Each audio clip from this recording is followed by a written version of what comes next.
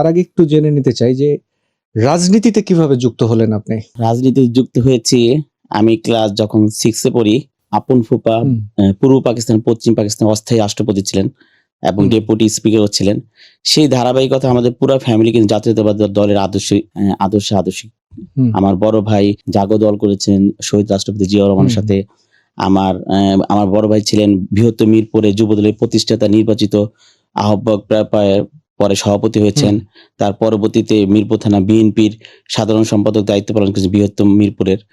আমার ভাবি কেন্দ্রীয় মহিলা দলের শ্রম বিষয়ক সম্পাদক। আমার আরেক ভাই ছিলেন যুগ্ম আহ্বায়ক ছিলেন বৃহত্তম মিরপুরে, আরেক ভাই যুগ্ম আহ্বায়ক ছিলেন, সেও মারা গিয়েছে। টোটাল ফ্যামিলি আমাদের জাতীয়তাবাদী দলের সাথে সম্পৃক্ত ছিল বলে আমি আর কি আগ্রহ প্রকাশ করে এই দলকে ভালোবাসি ছোটকাল থেকেই। একটু আগে গুমের কথা বলছিলেন, আপনি 2 বার গুমের শিকার হয়েছেন, ফিরে এসেছেন। একটু ঘটনাগুলো জানতে চাই, কিভাবে, কতদিন ছিলেন, একটু বিস্তারিত বলতে। গুমে ঘটনা আমি স্বৈরাচারী সরকারের সময় যখন দেখা মাত্রই গুলি 2013-14 সালে, তখন আমাকে হুলিয়া করা হয়েছিল যে ওকে দেখা মাত্রই যেন মানে গুলি করা হয়। ওই পর্যায়ে বিভিন্ন সময় বিভিন্ন জায়গায় নারায়ণগঞ্জে ছিলাম, বিভিন্ন জায়গায় পলাতক অবস্থায় ছিলাম। এমন আছে যে রাতের বেলা অনেক রাত একেবারে নৌকাতে ঘুমিয়ে কাটাতে হয়েছে।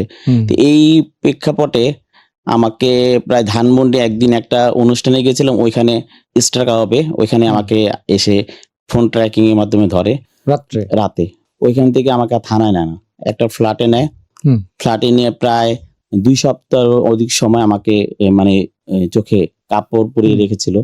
তা আমি অনেক কান্নাকাটি করছি প্রতিদিন সকালবেলা, ভোরবেলা, ভোর কখন সন্ধ্যা কখন কিছুই বুঝতাম না। তা আমি মাঝে মধ্যে জিজ্ঞেস করতাম কয়টা বাজে, তখন গালাগালি করতো অনেক। তখন মাঝে মধ্যে এসে বলছে সূরা পড়, দোয়া পড়, এই ধরনের ভয়ভীতি দেখাতো যে প্ল্যান কি তোদের, সামনে আন্দোলনের প্ল্যান কি, এই ধরনের নানান ধরনের টর্চার তারা চালিয়েছে। তারপর গায়ে হাত তুলেছে, খাওয়া দিত না ঠিক মতো, কি চোখ বন্ধ করে খেতে হতো, যদি হাত খুলে দিত হ্যান্ডকাপ থেকে, যদি খেতাম, যদি চোখটা খুলতে গেতাম তখন এসে লাথি মারতো। এমন অবস্থায় তখন অনেক দিনগুলি আমার প্রায় 2 সপ্তাহ তখন গেছে। আমার সাথে একজন ছিল, ও সারাদিন কান্নাকাটি করতো। আমার নিজের ভিতরেও কষ্ট, ওকেও আমি বোঝাতাম যে শান্ত হও, কারণ আমি সিনিয়র ছিলাম রাজনীতিতে, আমি যদি ভেঙে পড়ি ও আরো ভেঙে পড়বে। তো এইভাবে ওকে বুঝাইতাম। তো একদিন 2 সপ্তাহ পর একদিন আমাকে একজন লোক খুব ভালো ছিল, আমাকে বলতো যে ভাই দোয়া করেন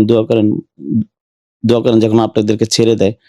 তখন সে আমাকে এসে বলে যে ভাই আপনার জন্য একটা সুখবর আছে। আমি বলতাম যে ভাই আমাদেরকে কোর্টে দিয়ে দেন, কোর্টে দিয়ে দিলে হয়তো মামলা দিবে বা কিছু একটা, জানে তো বাঁচলাম। তাকে বলতাম যে ভাই আমাকে জোড়া মার্ডার দিয়ে দেন, ট্রিপল মার্ডার দিয়ে দেন, তা কোর্টে হ্যান্ড ওভার করেন। সে এসে বলে যে ভাই আপনার জন্য সুখবর আছে। আমি কি সুখবর? আমি যেটা দাবি করছি যে আমাকে জোড়া বা ট্রিপল মার্ডার দিয়ে, আমি ভাবছি মানে আমাকে এইটাই দিবে, বলে যে আপনি কোর্টে হ্যান্ড ওভার করবে। এই কথা শুনে আমি তোর কান্না ভেঙে করে দিচ্ছি।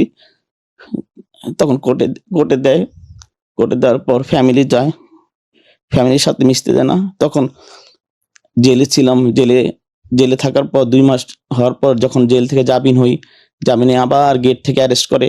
এইভাবে 3 বার আমাকে গেট থেকে অ্যারেস্ট করে আবার ভিতরে পাঠিয়ে দেয়। এইভাবে ওই সময়টা গিয়েছিল।